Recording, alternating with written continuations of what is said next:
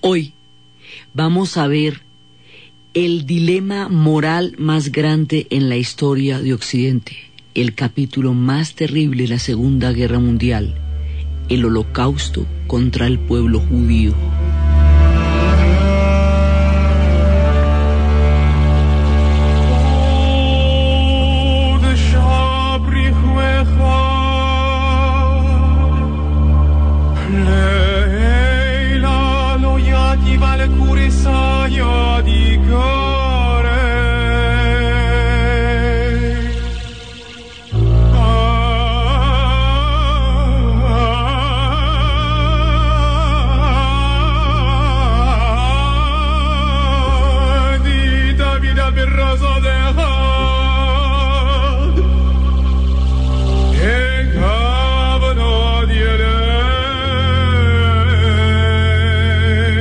Dentro del todo el contexto de la Segunda Guerra Mundial, hay un hecho que va ocurriendo soterradamente y que lleva tras de sí la carga más terrible de la oscuridad profunda y de los abismos más tenebrosos a los que puede llegar el espíritu humano.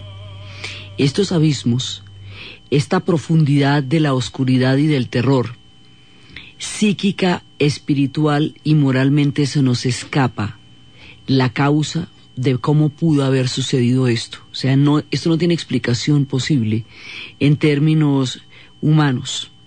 Vamos a contar la historia y las implicaciones de lo que pasó y el dilema moral que eso supone y lo que va a pasar a lo largo de la historia y de la trayectoria del pueblo judío. Se conoce con el nombre del Holocausto al procedimiento por medio del cual fueron asesinados 6 millones de judíos en campos de concentración durante la Segunda Guerra Mundial. En los mismos campos donde fueron asesinados los judíos, fueron asesinados los gitanos en tantas proporciones como los judíos, porque eran mucho menos numerosos. Fueron asesinados los republicanos españoles, que habían sido prisioneros en las zonas donde después entraron los nazis cuando ellos habían perdido la guerra. Fueron asesinados los disidentes políticos de todas las diferentes naturalezas, anarquistas, socialistas, comunistas, católicos también que fueron disidentes. Todos aquellos que se opusieron a la dominación del Reich del Tercer Reich, fueron a parar en los campos de concentración y murieron paralelamente con los judíos. Pero el pueblo judío era el objetivo. Y era el objetivo del exterminio desde el principio, desde Mi lucha, desde cuando Hitler en la cárcel escribe Mi lucha. Él ya plantea que el exterminio del pueblo judío es una condición del proyecto ario. No sucedieron las cosas hasta allá, era parte del proyecto desde un principio. La ideología del Tercer Reich, la esencia de la ideología del Tercer Reich, hablaba de una raza superior que no obedecía a ninguna ética humana, desconocía todo concepto de lo sagrado, se situaba más allá de toda moral y por eso se apuraba el derecho de creer que su existencia era más importante que la existencia de los otros pueblos, que su preservación era prioritaria y que otros pueblos deberían morir para que ellos existieran. Ese es el concepto ideológico de la superioridad racial de los arios. Por eso no era posible la vida ni la civilización bajo ese esquema de dominación. Por eso era que esa guerra había que ganarla, porque bajo esas condiciones no había vida.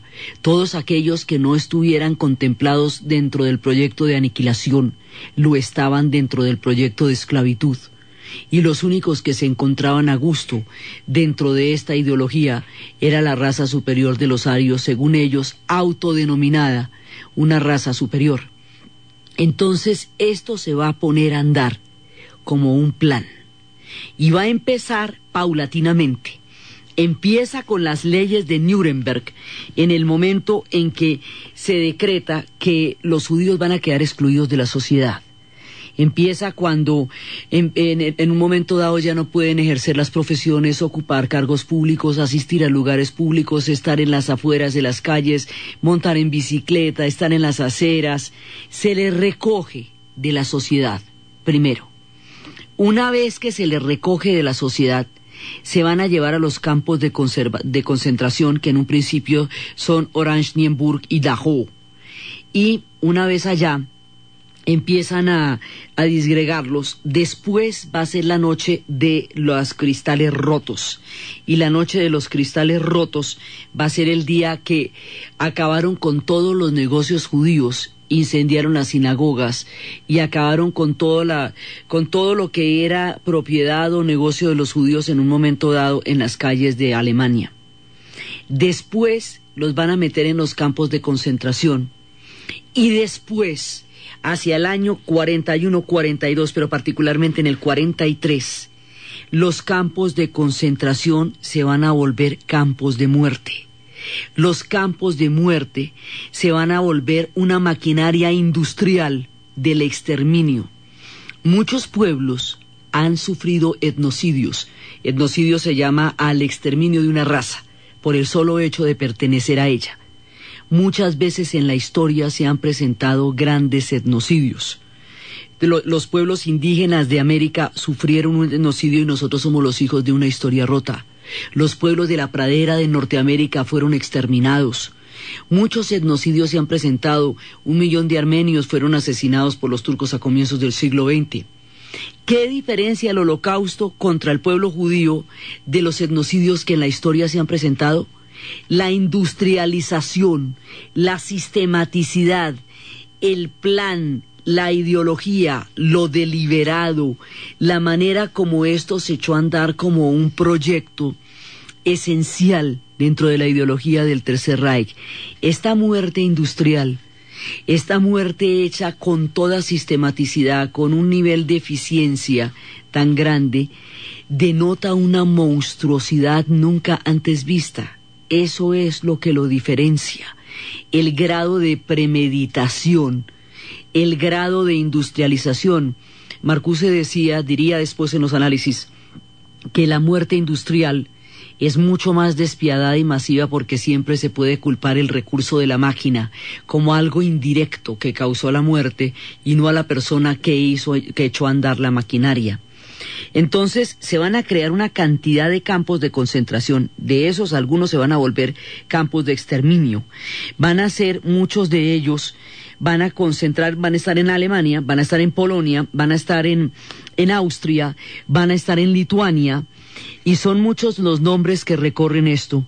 Son los nombres de Ravensbrück, de Sachsenhausen, son los nombres de Auschwitz, que era el campo de muerte, propiamente dicho, Vikerno, Treblinka, Sobibor, Chelmo va a ser uno de los más grandes, Riga, van a ser una cantidad de campos, Flossenberg, Bergen-Belsen, Buchenwald, Dachau, van a ser algunos de los muchos campos, Lublin-Majdanek, van a ser muchísimos, Dora para las mujeres, van a ser muchísimos, y van a suceder, esto va a ser una cosa tan grande, de tales proporciones, que va a movilizar tal cantidad de recursos, que es muy difícil que nadie sepa que esto sucedió. Es muy difícil. Entonces, después de que los judíos eran llevados a los campos de concentración, eran llevados en trenes. Los trenes eran trenes donde originalmente se transportaba ganado, así que eran trenes sin ningún tipo de ventilación, ni de ventanas, ni nada.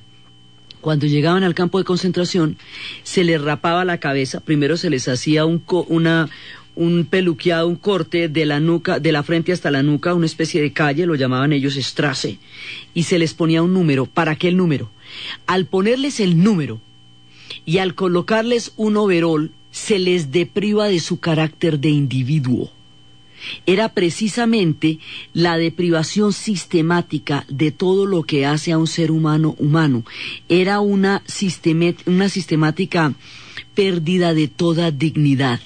Entonces la dignidad empiezan a quitársela desde que lo marcan con un número en el brazo o en la nuca. se la empiezan a quitar desde que le ponen un uniforme. Los uniformes tenían una estrella amarilla si eran judíos.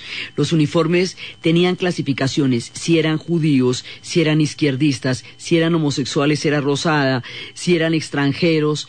Según las diferentes categorías también tenían el nombre de la nacionalidad de la cual provenían, si eran franceses, si eran españoles, si eran polacos, si eran rusos. Después entraban al campo, la gente que tenía capacidad para trabajar la ponían en la empresa de trabajar y la gente que no la mataban directamente, la mandaban a las duchas, que eran los gases de los sitios donde salían el gas Ciclón B. El punto de la muerte empieza cuando disponen de la tecnología para empezar a matar masivamente. Esa tecnología es el gas Ciclón B que se aplicaba a través de las duchas. Entonces ahí empieza la matanza, donde decían que entraban a pie y salían por la puerta y salían por la chimenea. La idea de la solución final, como se llama, porque esto empieza a tener una serie de nombres eufemísticos. Todo genocidio está rodeado de nombres eufemísticos. A esto lo van a llamar la solución final. Y la solución final es la decisión del exterminio del pueblo judío. Y eso lo va a tomar personalmente Himmler. Himmler es el artífice de la solución final, Hitler el ideólogo, Rosenberg el ideólogo también, Adolf Eichmann el ejecutor, Joseph Mengele el médico que realizó los experimentos. Todos ellos son los personajes que le deben a la historia y al mundo estas atrocidades. Se declaran la solución final y empiezan a sistematizar todos estos campos.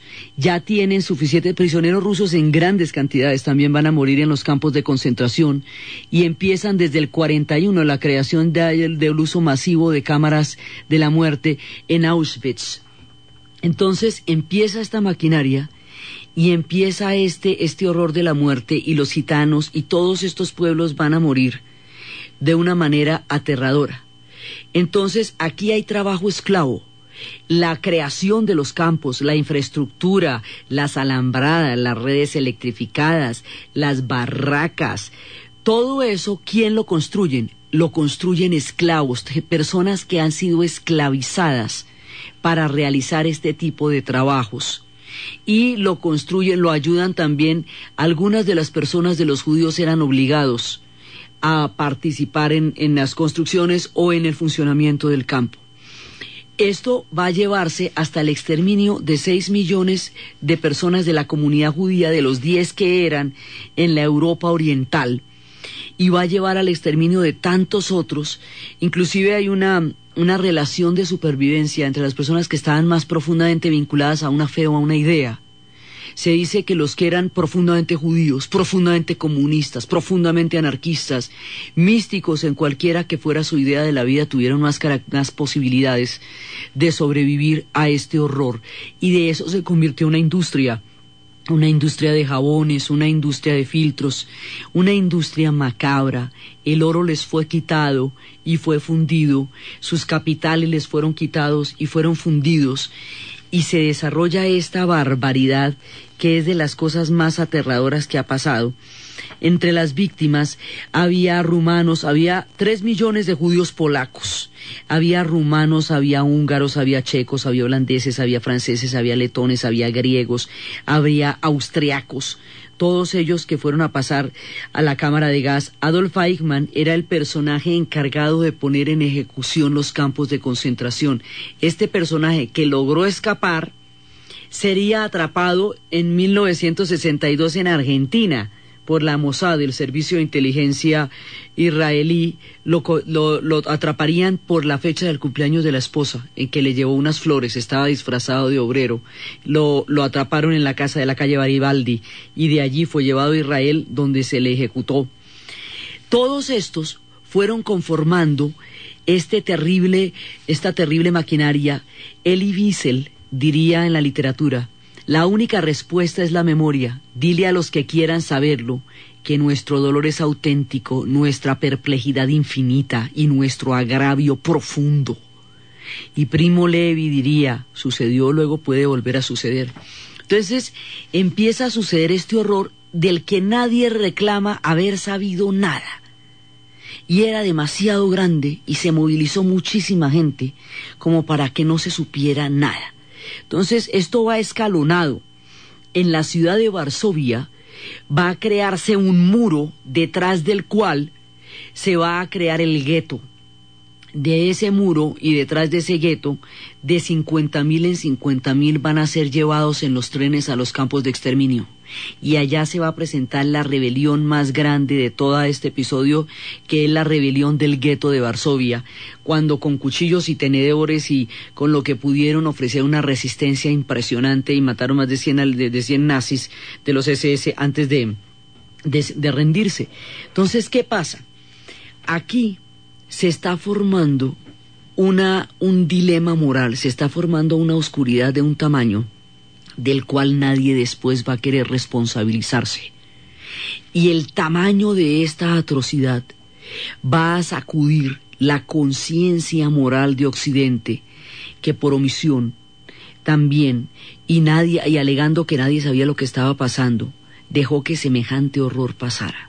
Entonces estamos viendo cómo nos adentramos en el corazón de las tinieblas, los grados de responsabilidades que eso tienen que tener, y por el otro lado vamos a ver cuál es la historia de la comunidad judía en todo este episodio.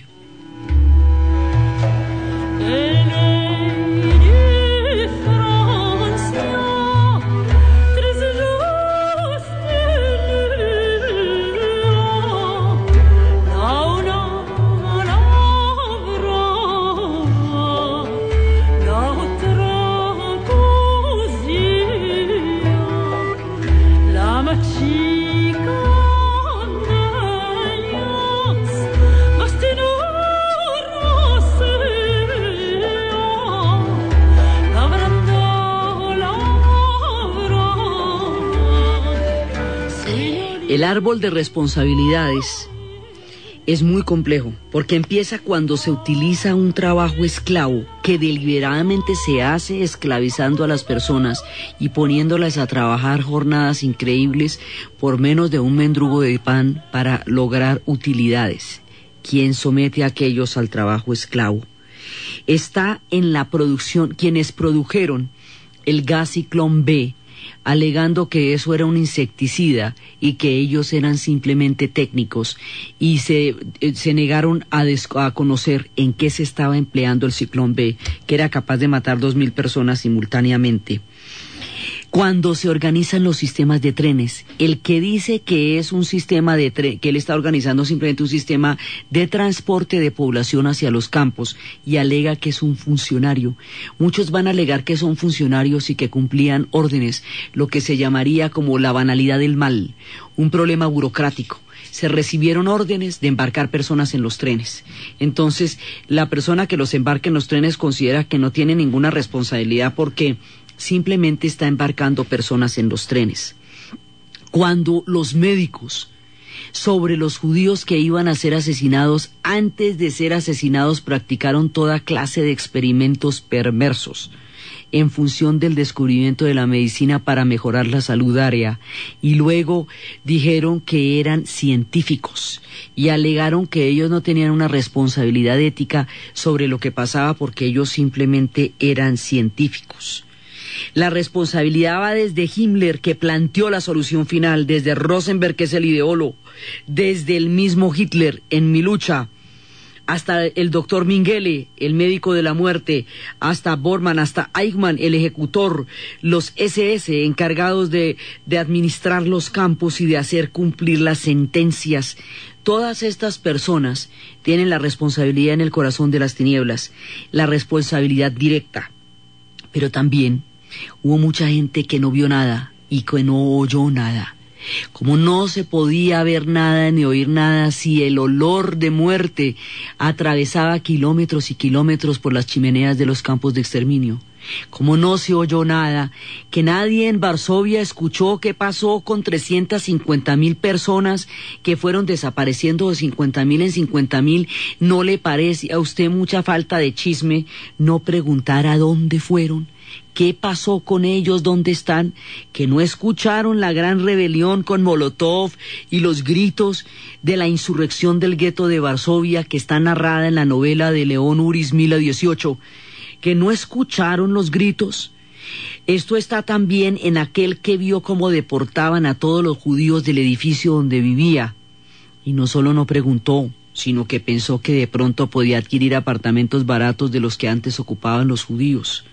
Esto va en la responsabilidad a quienes delataron, porque en las ciudades ocupadas había la orden de denunciar quién de su barrio, de su casa o de su edificio era judío, y los delataron.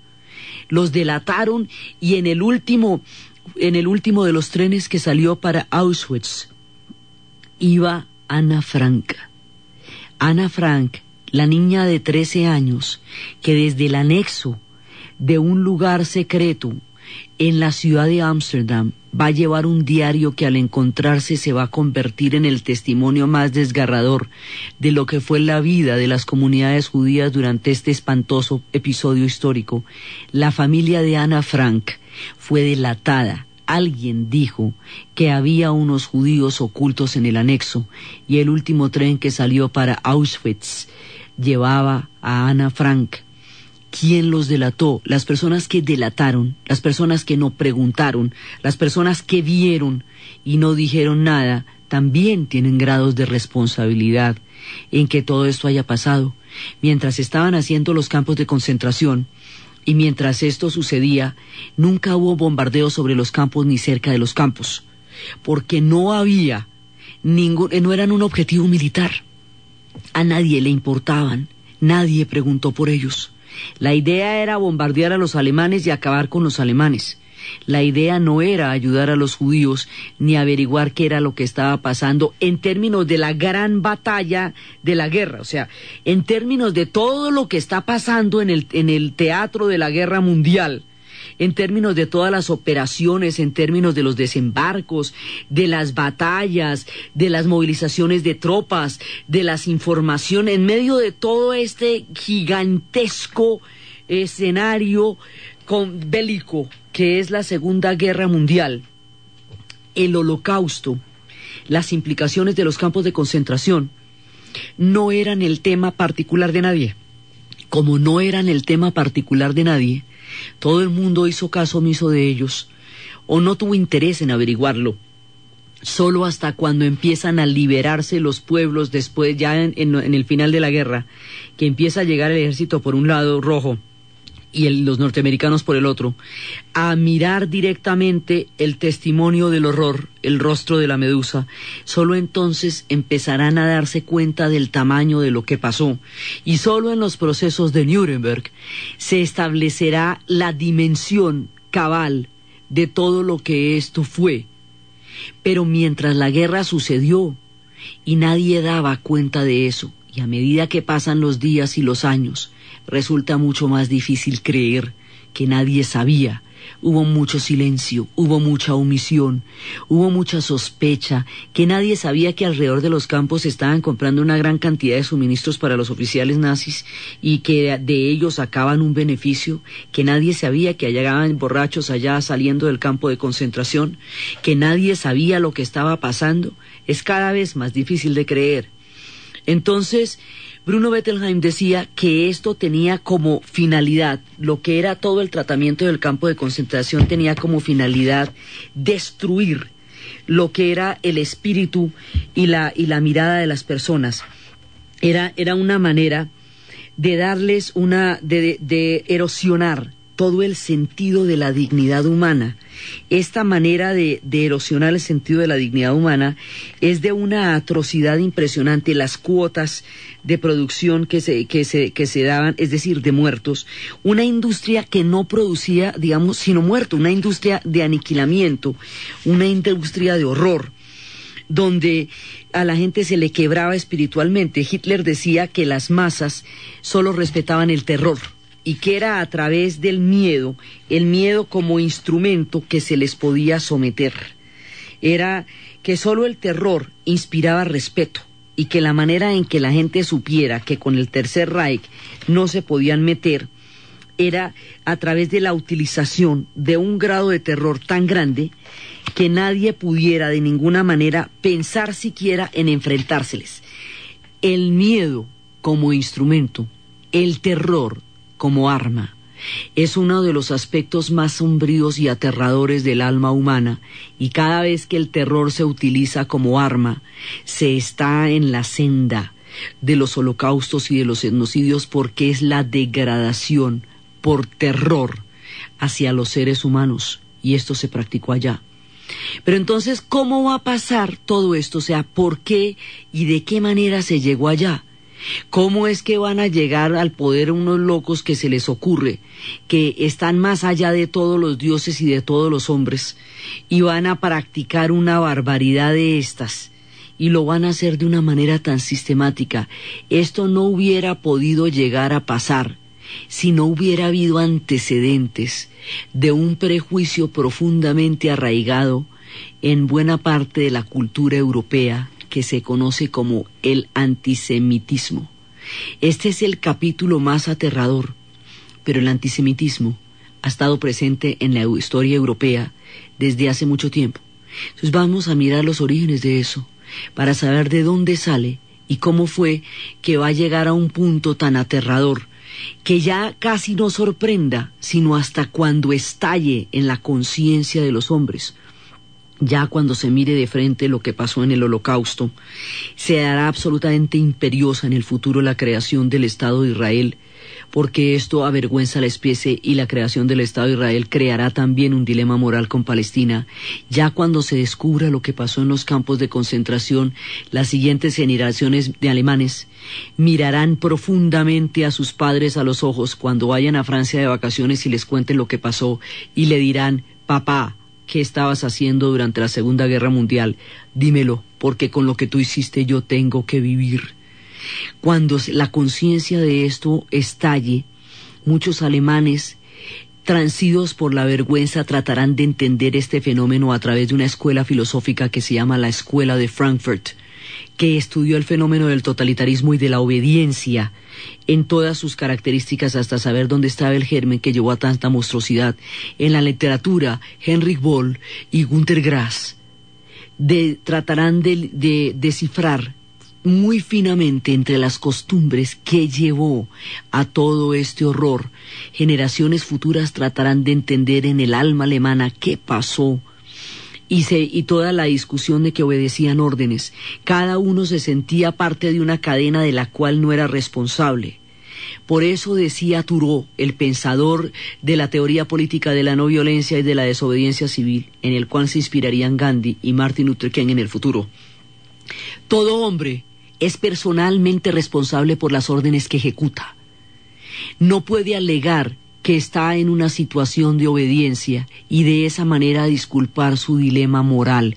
¿Cómo así que a usted le ordenan que monte 400,000 personas en un tren para que los maten y usted considera que esos son órdenes?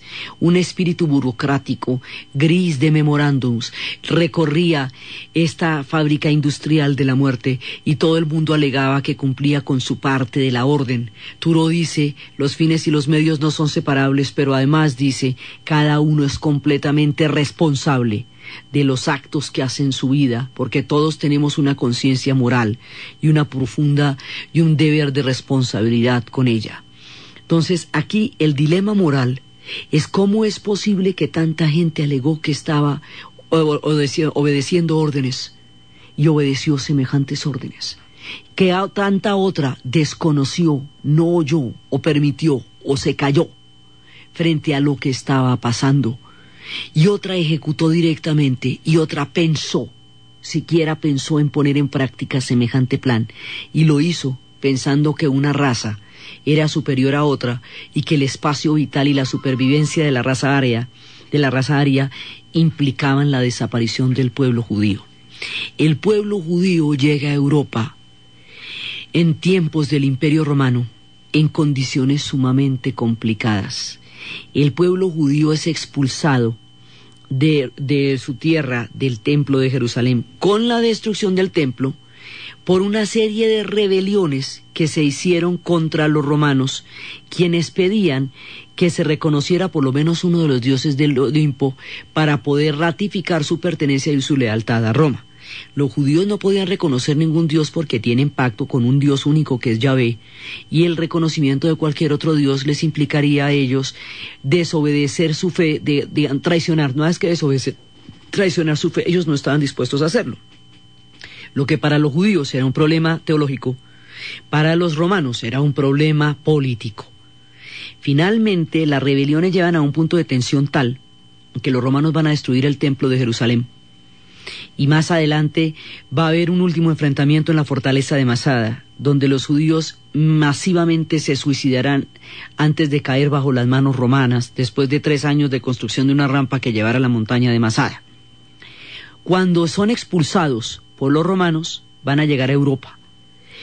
Unos van a llegar a lo que se llamaba Sefarat, hoy España, y se llamarán judíos sefarditas. Y otros van a llegar a un lugar que se llama el este del Rin. Ashken significa el este del Rin. Estos serán los judíos ashkenazis. Los judíos sefarditas y los judíos ashkenazis. Los sefarditas son aceitunos, los ashkenazis son pelirrojos. Son la mayoría de los judíos que poblarán la Europa del Este. Estos pueblos van a llegar en una época que conocemos como la Edad Media. En la Edad Media, Europa no los va a recibir como iguales, porque ellos no creen que Jesús sea el Mesías, y llegan a una Europa completamente cristianizada, donde solo existe una explicación de la fe y es la que impera en ese momento.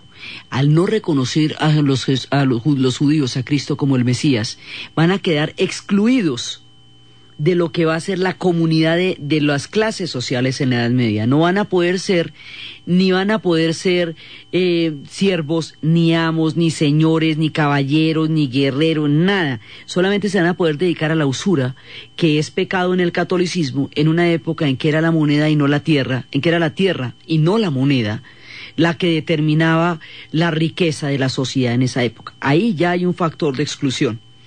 Cuando llega la peste en la Edad Media, los judíos son mucho menos vulnerables a las epidemias porque son infinitamente más limpios, porque son un pueblo del desierto que tenía unas prácticas higiénicas. En aquella época, en la Edad Media, no había ningún concepto de la higiene. Entonces, en el establo dormían el perro, la cabra, el primo, la tía, el suegro, la nuera y el sobrino. Cuando llegaba una enfermedad por entreleno, se podía transmitir del marrano al perro y del perro al primo sin ninguna distinción porque no había condiciones higiénicas. Eso hacía que eso diferenciaba a la población europea de la población judía, que sí tenía una forma de vivir muchísimo más limpia. Por eso se les culpó de la peste y se les quemó. Testimonios de esos en una novela de Hermann Hesse, Narciso y Golmundo, de cómo se les culpó de la peste. Y hay un momento en que un prejuicio latente, una exclusión que hacía que los judíos no fueran considerados iguales a los católicos porque tenían una diferencia teológica fundamental al no reconocer en Dios, en Jesús al Mesías. Hay un momento en que esta latencia, esta tendencia, este prejuicio se va a convertir en un plan de acción bélico. Ese momento son las cruzadas. Y las cruzadas van a transformar el pacifismo de Jesús, el carácter humilde, compasivo y manso del cristianismo, van a transformar la otra mejilla en una guerra santa. Y van a demonizar y estigmatizar y destruir al Islam, van a atacar al Islam, van a atacar a los judíos y a los mismos cristianos ortodoxos de Oriente también los van a matar. La cruzada transforma el espíritu pacifista del cristianismo original y lo convierte en una guerra santa, en una guerra de intolerancia. De ahí avala la intolerancia. En ese punto se va a avalar la intolerancia. Y cuando se avala la intolerancia, quiere decir que las autoridades y la sociedad ve con buenos ojos el maltrato, la degradación y el sufrimiento de los otros en aras de una idea, solamente porque los otros no la comparten.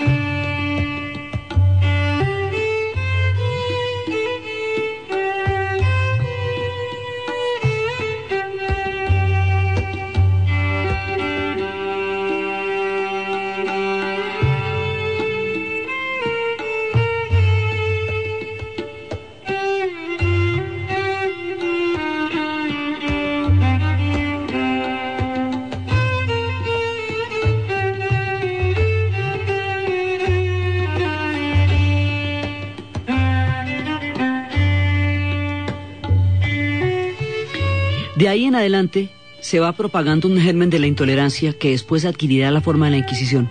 Y en la Inquisición también serán perseguidos. Serán perseguidos por las cruzadas, serán perseguidos por la Inquisición. Y en España hubo un momento en que cuando las tres religiones se reconocieron como partícipes de un mismo Dios, cuando cristianos, judíos y musulmanes aunaron sus esfuerzos para crear una gran civilización, y de esa manera nos mostraron lo que puede pasar cuando hay encuentro de conocimientos y de fes y no persecuciones. Crearon el mundo más maravilloso que se ha conocido, una de las civilizaciones, de los hitos de la civilización más importante, el Califato de Córdoba. En el siglo X, en España, el Califato de Córdoba llegó a ser una de las fuentes de conocimiento y espiritualidad más altas que haya conocido la humanidad. Tenía la sabiduría de Maimónides, tenía la temperancia y la prudencia de Alfonso X el Sabio, y tenía toda la parte musulmana de la filosofía, y los judíos eran los intelectuales más eximios de este mundo del Califato de Córdoba. Ese mundo, el de la tolerancia, donde las tres religiones se fusionaron para crear una gran civilización, después caería, y en los tiempos de los reinos góticos, cuando la reconquista, los judíos de Sefarad, de España, serán expulsados brutalmente, lo mismo que los moros serán expulsados brutalmente. Entonces los judíos tienen una historia de persecución muy grande. Después, cuando sea la moneda y no la tierra la que valga, los antiguos judíos que por exclusión tuvieron que practicar la usura se convertirían en banqueros, y los banqueros manejarían las finanzas del mundo del Renacimiento en adelante, cuando en una banca contaban el dinero. Cuando se perdía la confianza de la gente que contaba el dinero en esa banca, la rompían. Eso es lo que llamaba estar en bancarrota. Era literal. Entonces los judíos van entrando en el mundo europeo, pero pasada la Edad Media, todavía en la modernidad no se les reconoce. Se les pide que se integren y ellos no se pueden integrar porque a partir de la diáspora llevan la religión en su corazón. Así que son partícipes en la medida en que continúen con sus ritos. Luego, en la guerra de Alsacia y Lorena, entre los franceses y los alemanes, al capitán Dreyfus se le va a acusar de una traición que no cometió solamente por ser judío. Entonces, una cantidad de episodios a lo largo de 2000 años en Europa han señalado a los judíos como personas que no son aceptadas como iguales. En el momento del Holocausto no hay una preocupación real por su destino. Y hubo mucho silencio, hubo muchísima conexión, hubo mucha falta de curiosidad, mucha falta de pregunta o directamente delaciones, porque había todo un prejuicio que durante 2000 años había hecho carrera en la cultura europea y que va a llevar a esta complicidad silenciosa con una monstruosidad de estas. No todos, ni de igual manera, callaron y no todos aceptaron. Hubo grandes héroes en medio de este horror y esta devastación. Hubo hombres como Raúl Wallenberg, sueco. Los escandinavos mostraron que esto se podía manejar de otra manera. El rey de Dinamarca y el pueblo de Dinamarca se pusieron estrellas amarillas en el brazo el día que los nazis les ordenaron que hicieran eso, y dijeron que nadie podía ser sacado de Dinamarca porque todos eran daneses, y terminada la guerra reconocieron a los judíos daneses como daneses. Suecia también apoyó a los judíos y se negó a perseguirlos. Noruega hizo redes para evacuar a los judíos y poderlos llevar hacia lugares donde estuvieran a salvo. Raúl Wallenberg, un hombre muy importante en términos financieros, en términos diplomáticos y en términos de origen de clase, aprovechó todos sus privilegios para repartir pasaportes de la corona sueca que eran entregados a los prisioneros en los trenes que iban para Auschwitz, y de esa manera los hacía bajar del tren en la puerta misma de la muerte. Salvó a la mayoría de los que pudo. El mismo Schindler, a quien Spielberg le va a hacer una película de la lista de Schindler, aprovechó su condición de comerciante para salvar una gran cantidad de judíos. Varian Fry, del que habíamos hablado en los tiempos de Francia, entendió la dimensión del drama aún antes de que fuera público y empezó a sacar los grandes genios de la cultura occidental. El pueblo judío le ha aportado al mundo una cantidad de personajes sin los cuales no sería comprensible la cultura de Occidente, tanto en el pasado como en el presente. Pasan desde Woody Allen, Isaac Asimov, desde Bashev Isaac Singer, desde Einstein, desde todos los grandes personajes, Martha Green, Kafka, Noam Chomsky, Harry Houdini, el gran mago, Carlos Marx, Sigmund Freud, León Trotsky, Marc Chagall, Moshe Dayan, Martha Graham, todo, digamos, Bob Dylan, inclusive en las épocas, Steven Spielberg, personalmente, muchísimos, la lista sería interminable, Arthur Miller, sería interminable de todos aquellos, George Gershwin, el autor de la Rapsodia Azul, Alma Mahler y Mahler, Gustav Mahler personalmente, Strauss, las partituras de los valses de Strauss. Varian Fry va a entender la capital importancia de la cultura judía en la cultura de Occidente, y por eso va a crear las redes antes de diciembre del 41, que va a permitir sacar al hermano de Thomas Mann, Heinrich Mann, y va a permitir que el mundo conozca la obra de Chagall, que el mundo conozca la música maravillosa de Mahler a través de las partituras que Alma Mahler logró salvar junto con las de Strauss.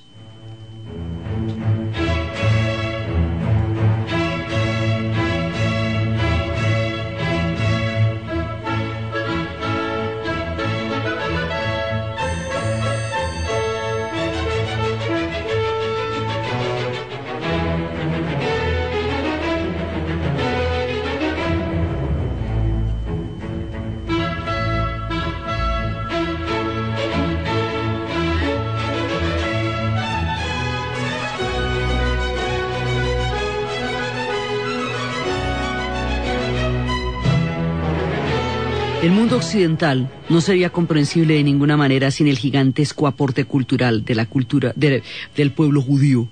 El pueblo judío ha dado los violinistas, los pintores, los guitarristas, los ideólogos, los hombres que han cuestionado los pilares más importantes de nuestro tiempo o que los han ayudado a construir.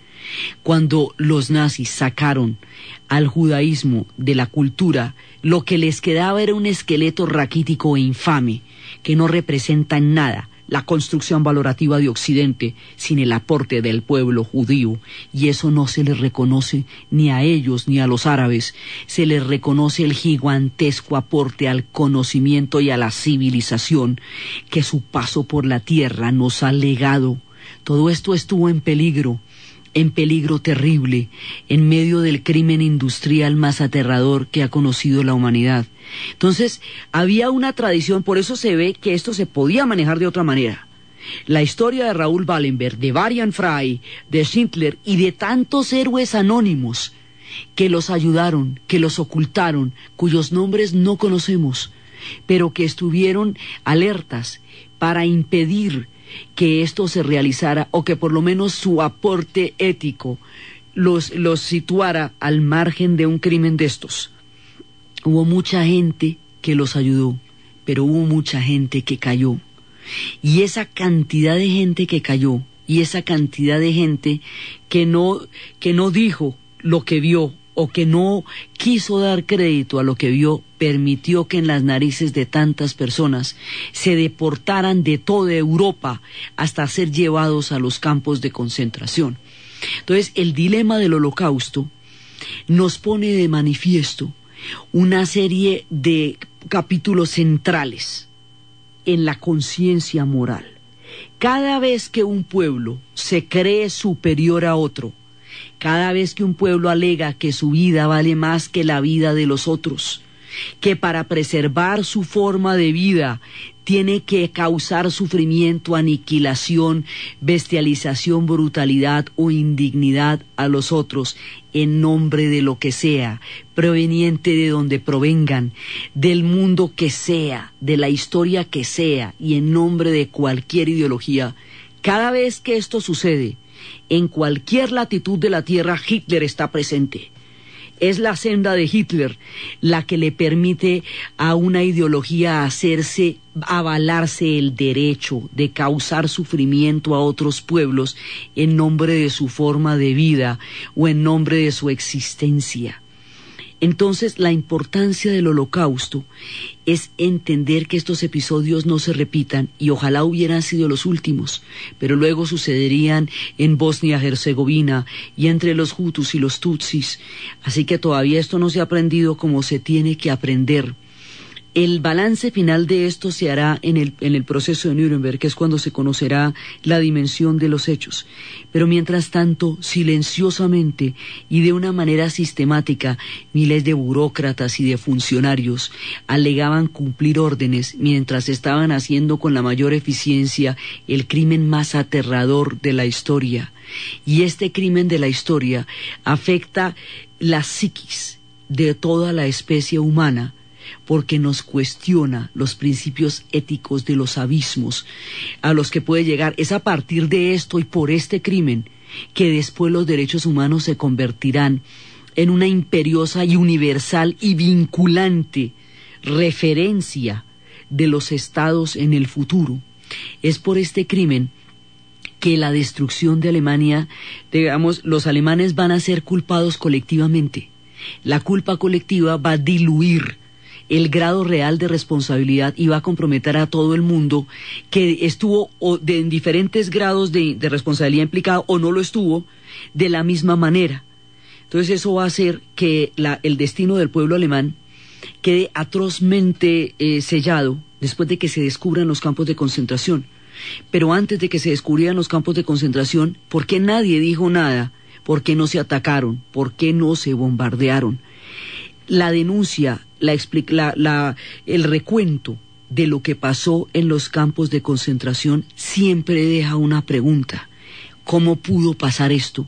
¿Y cómo podemos hacer para que nunca más en la historia se vuelva a repetir? Y nunca más un pueblo se abjure el derecho de hacer sufrir a otro en nombre de nadie, ni lo lleve a tales grados de degradación.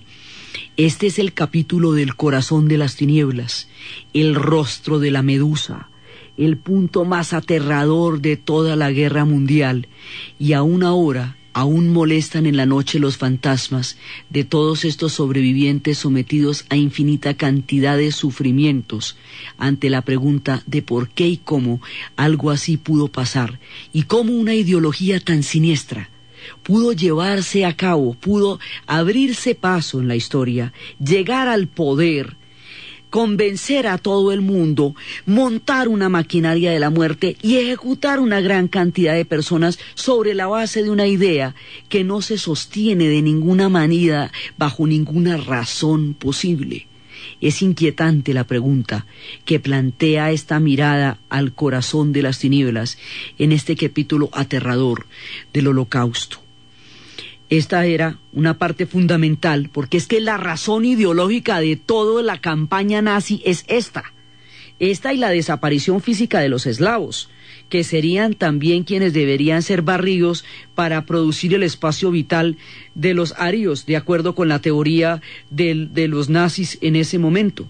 Entonces, estos dos capítulos, este capítulo y todo lo de los eslavos y la manera como fueron masacrados en tierras rusas, es la expresión más aterradora, pero también es la esencia del contenido de la doctrina nazi. Por eso era la guerra que había que ganar, y por eso la pregunta de cómo y por qué aún sacude por las noches a toda la conciencia histórica de nuestro tiempo. La próxima vez vamos a ver el desembarco de Italia y cómo continúa la gran contienda, y ya empieza el punto en que van a quebrar bélicamente, militarmente a los alemanes, la invasión de Sicilia, la entrada, el desembarco de Anzio, y cómo las tropas ya empiezan a crear un gran cerco, y cómo la campaña en Rusia va a empezar a hacer retroceder a los alemanes, hasta llegar al punto en que se descubran todas estas cosas que hemos venido narrando.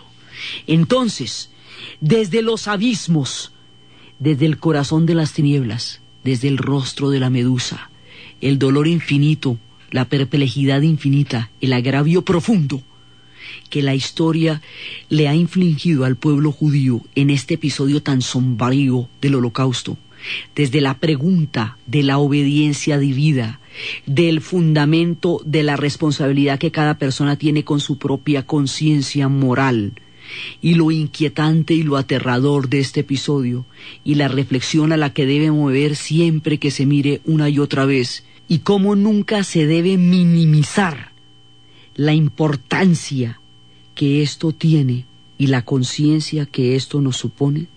En la narración, Diana Uribe; en la producción, Jessy Rodríguez. Y para ustedes, feliz domingo.